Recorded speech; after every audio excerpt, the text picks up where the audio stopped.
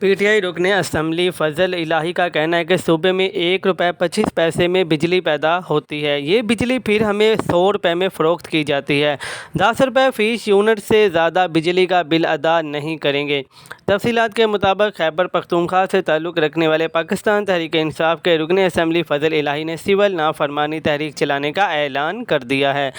منگل کے روز جاری کیے گئے اپنے ایک بیان میں انہوں نے کہا ہے کہ تاجر، دکاندار اور تمام طبقے سے بات کر لی ہے، 10 روپے فی یونٹ سے زائد بجلی کا بل ادا نہیں کریں گے۔ وزیر اعلیٰ، اسپیکر صوبائی اسمبلی اور وزراء کو بھی اعتماد میں لے لیا ہے۔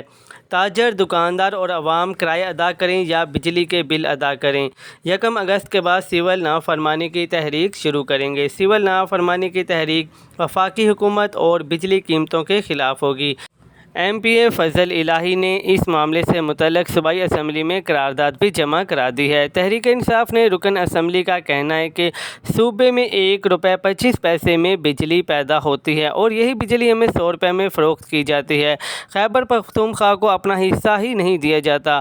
اتنی مہنگائی میں اخراجات پورا کرنا مشکل ہو گیا ہے۔ دوسری جانب بجلی کے ناقابل برداشت بلوں کے حوالے سے امیر جماعت اسلامی حافظ نعیم کا کہنا ہے کہ عوام بل دیں یا راشن خریدیں، غریب متوسط طبقات کے علاوہ اب تو صنعت کار بھی متاثر ہیں، صنعتیں بند ہو رہی ہیں۔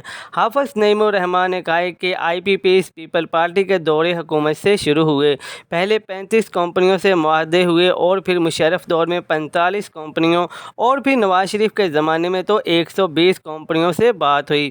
پی ٹی آئی کے دور حکومت میں بھی 30 سے 35 کمپنیوں سے بات ہوئی اور اس وقت 100 سے 124 آئی پیز کی فہرست آتی ہے۔ حقائق قوم کے سامنے نہیں لائے گئے۔ مزید نیوز اپڈیٹس کے لیے چینل کو سبسکرائب کر لیں تاکہ ہر آنے والی نئی اپڈیٹ سب سے پہلے آپ کو مل سکے۔